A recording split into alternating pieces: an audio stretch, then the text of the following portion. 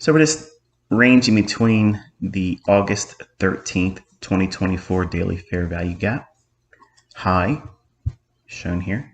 So anyway, we're ranging between August 13th daily fair value gap high and its consequent encroachment. Midpoint in here is the low of that. And we are now almost 2.5 minutes into the opening. We have a very large discount gap. So we'll look at that on our trading hours. See that here? So the rather large opening range gap. We go back down to the electronic trading hours now and the daily chart. That is the fair value gap here. I showed this on the markup yesterday. The fair value gap here on the 13th of August. That's what's being highlighted with this candlestick's low as its high. This candlestick's high as its low, and the midpoint right there for that fair value gap. This is a buy side inbound, sell side inefficiency. And then back down into a 15-minute time frame. I have Tuesday's September 3rd daily low noted, so we're working around that as well. For your notes, Caleb, you need to be making sure that you are aware that after very large ranges, whether the up days or down days, whenever there is a large range day previous to the new day starting, like right now we're looking at a new day trading the AM session, it's better for you to sit on your hands and not do anything initially until you get more experience. But initially, I tell my students not to try to trade the morning session after a large range day because it could be fickle. Fickle is where the market is basically doing things like this, back and forth, and it's not all that engaging. It can be, but it's typically not the case. And while you're learning, you don't want to discover that you don't have as much experience as you thought you did trying to trade on after a large range day. It's better to trade in the afternoon session. We are looking at a 15-minute time frame. We have a little bit of an inefficiency right up in here, and it goes to the opening range midpoint, or that consequent encouragement, to that level right there. Okay, that line. So we can drop into a 5 real quick. I would have liked to see that get cleaned up a little bit before it did this, but that's okay. Again, mid gap is here. First presentation is here. So that's your first fair value gap. And I'm only going to hang out with you guys until around 10:30 today, okay? So, and we have the end dog for today up at 18,993 3/4, 18,989 3/4 respectively here. So I'd like to see it trade to mid gap and then maybe explore a return back into here.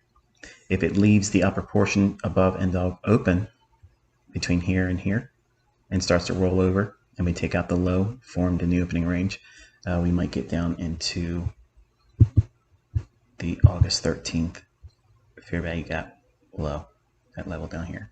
I'm not trying to push a button in front of you and try to push a narrative right now. I'm just exploring both sides of it today. We've taken buy side here initially, traded down into the low of the fair value gap here. You can see there's a volume imbalance there, but that naturally gets worked out because of the candlestick's high right there. All right, so because we've taken buy side here, we have a little bit of sell sides layered up in here, nice and concise right there. So we could see it wick down below that, maybe attack the consequent encroachment again on that August 13th daily fair value gap. Back inside of the first presentation of the fair value gap.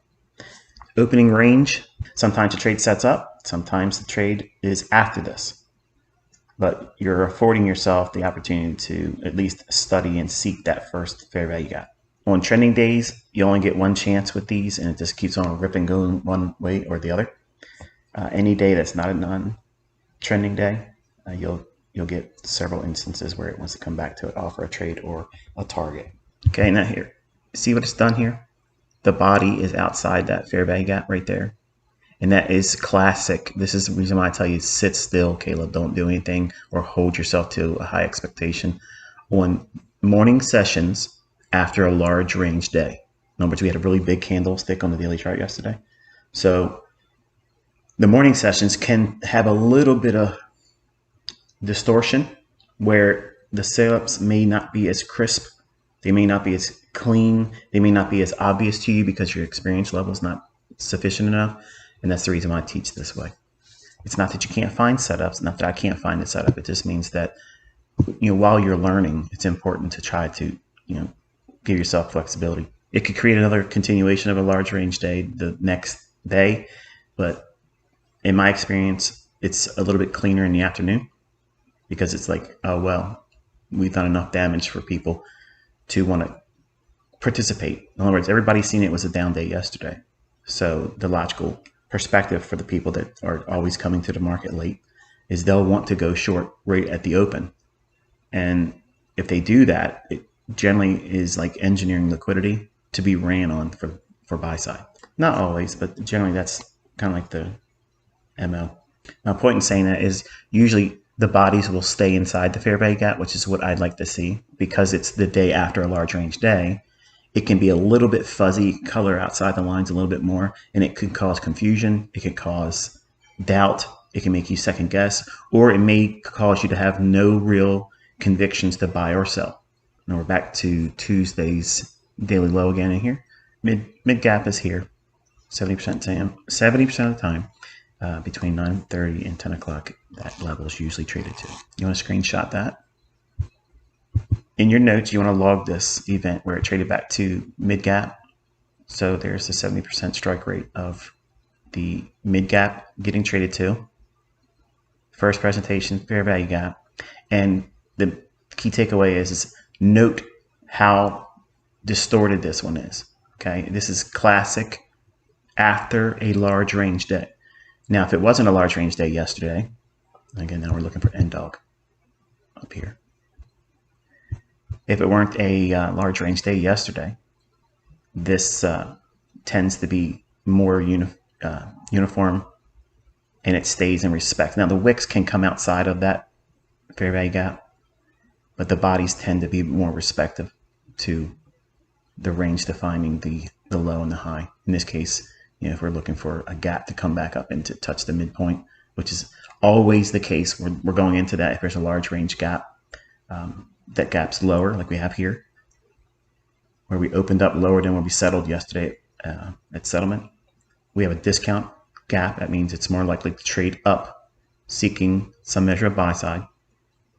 And then if you have the fair value gap here form, after a large range day, it can act a little muddy like this, okay? Fair value gap is the one that's obvious. It's obvious, you can see it. They can't hide it, obviously.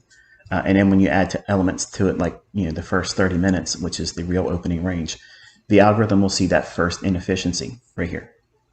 And while it does color outside the lines a little bit in the 2016, 2017 mentorship, where I talk about trading after large range days, you want to sit still in the morning session. The high probability setups will be in the afternoon.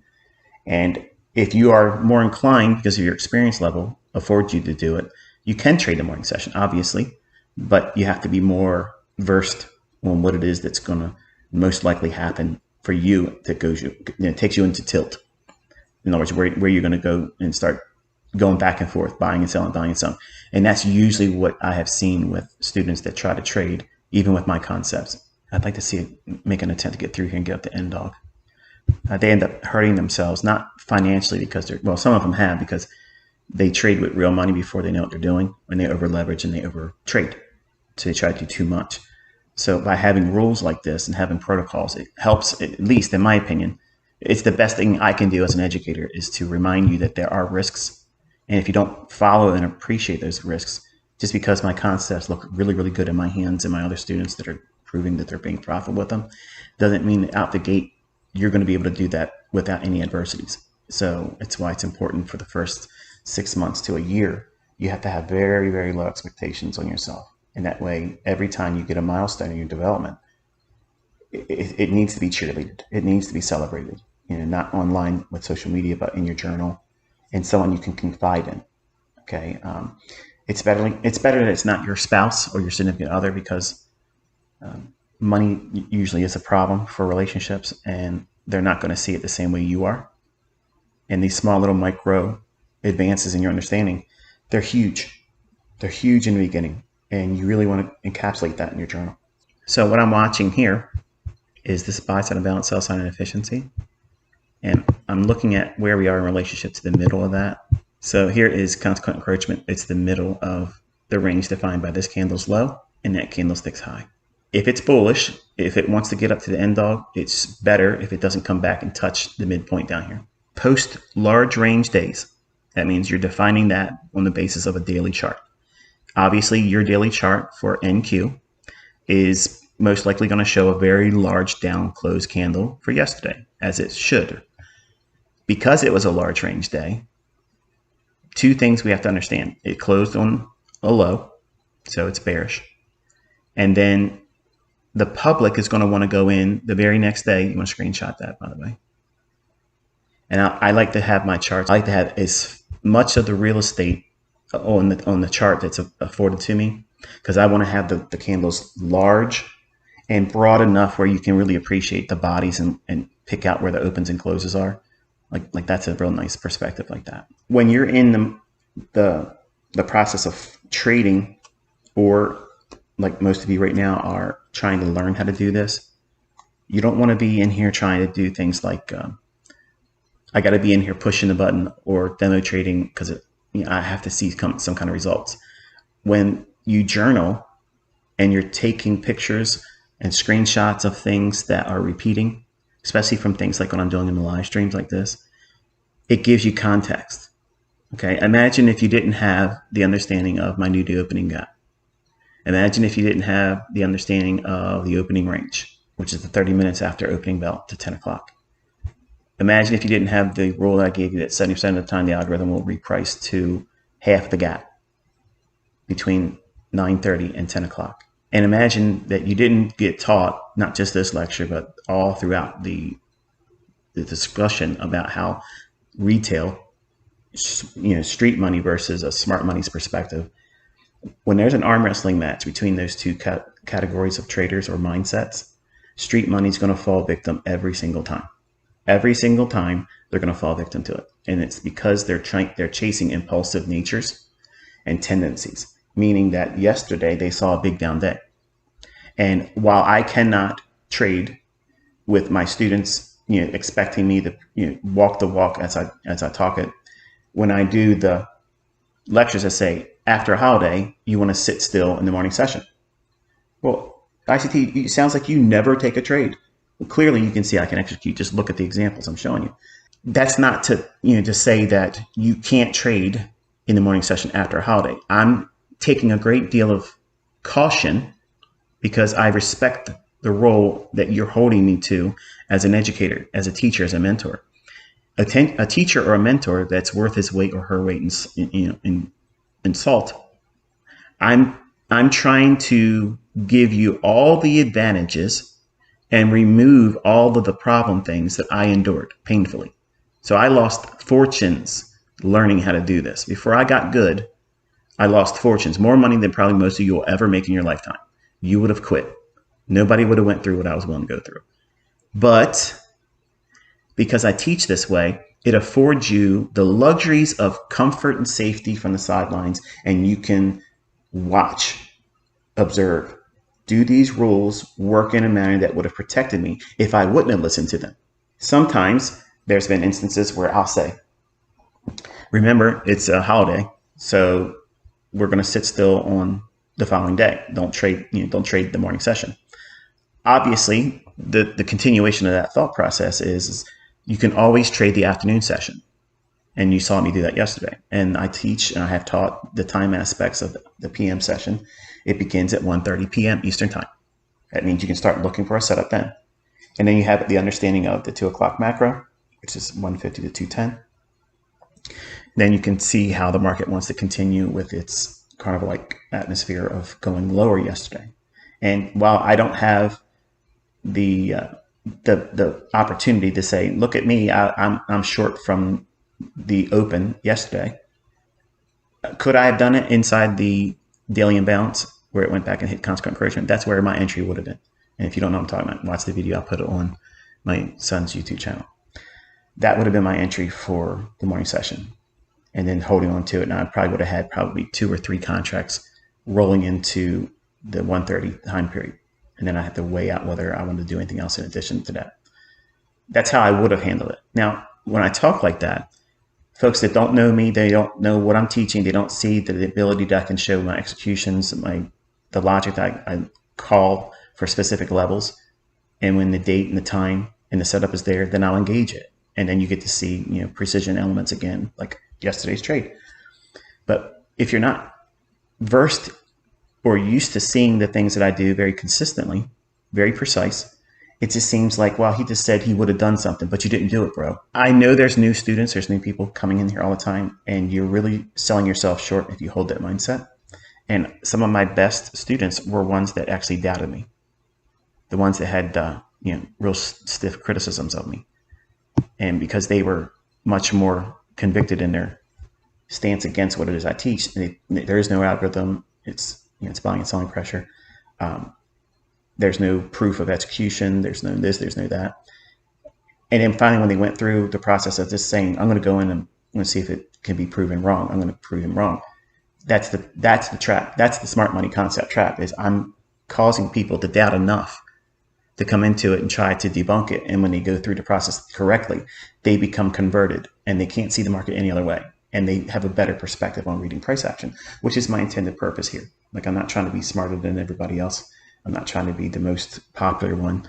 I'm just trying to teach you the stuff that works. Because I know if you do it the right way, it stands a better chance that you'll find success doing it. Here we've had a couple things happen. We have had the market open at 9:30. We had a small little drop down and then rallied up, created the first fair value gap here, shaded in white. Mid gap, we saw it trade to this level right here. And 70% of the time, you're going to see that is when we're opening lower, like we did here, from yesterday's settlement price. Let me go one more time back to regular trading hours. So here's the previous settlement price. It's the close. And this is the opening price down here. So this is a small little up close candle here. It's the open. That's the first traded price at 9:30.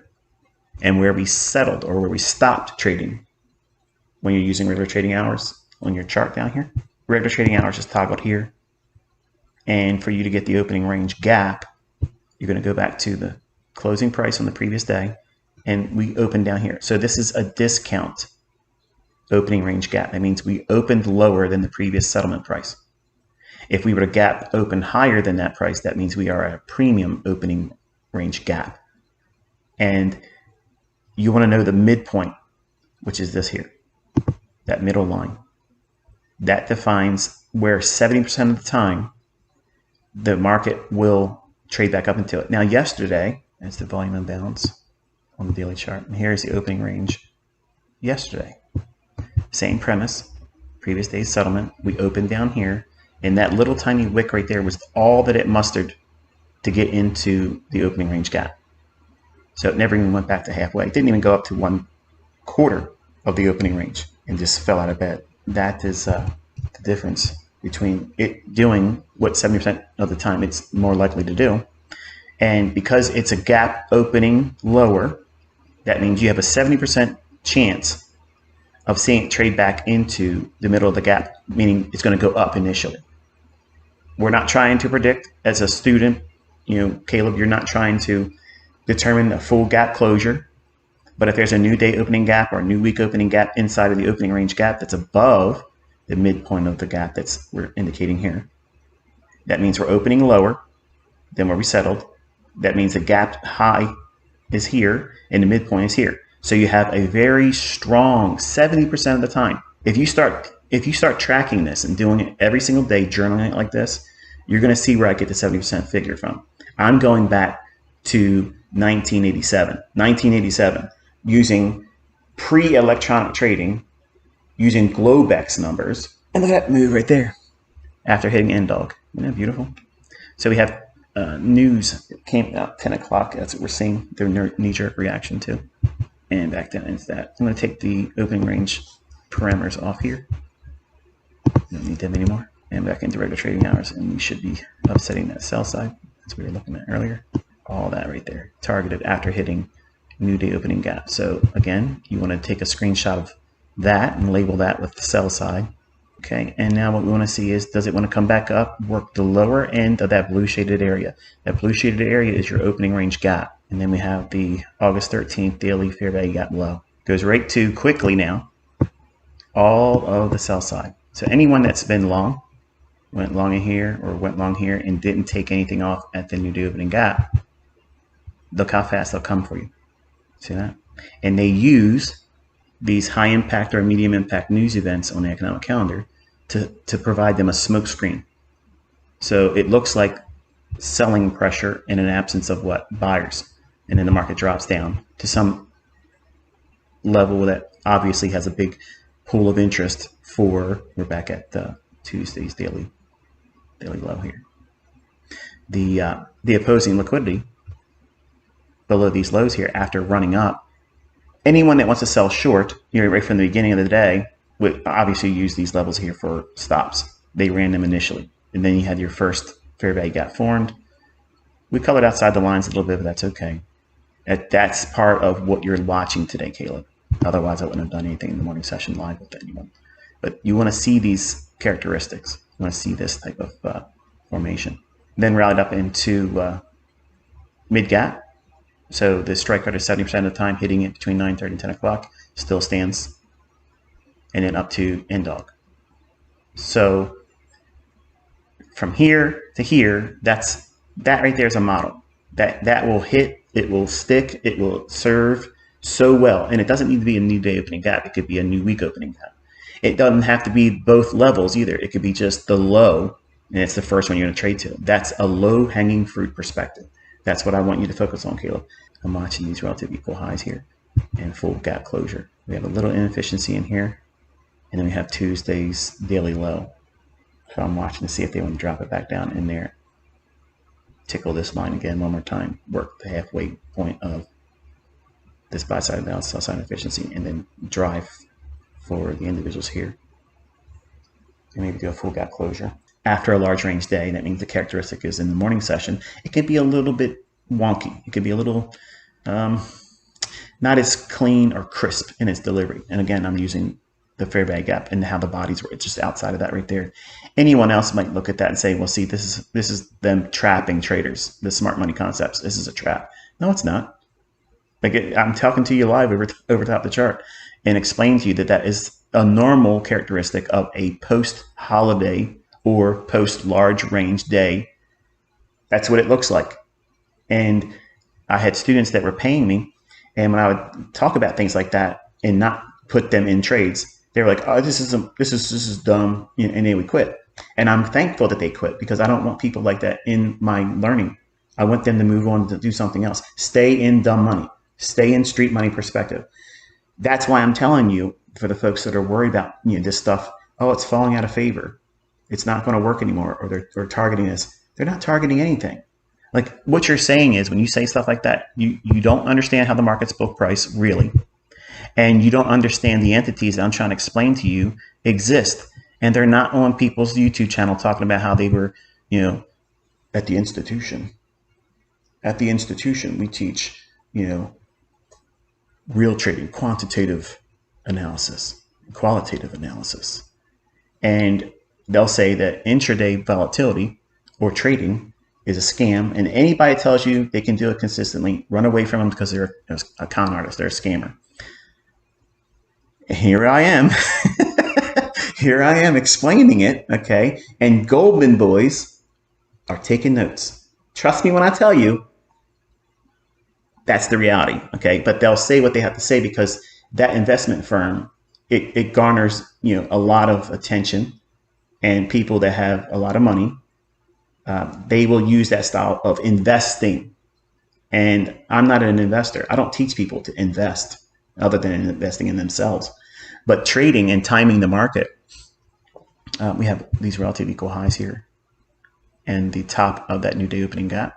That's the liquidity. You take a screenshot of that right there, off of the first presentation of the fair value gap. So we want to see, does it use the new day opening gap here, sweeping around both sides of it, and then reach for a full gap closure.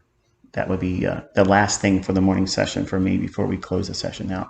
And if it does that, then I'll just say, take a screenshot of that. And what other retail logic is giving you these types of things right here with the sound logic that is not ambiguous? It's very specific. Where's the liquidity? Where's the specific PD array, like the midpoint of the gap, the liquidity here, the new day opening gap, the first fair value gap, the sell side, I told you, below these lows over here.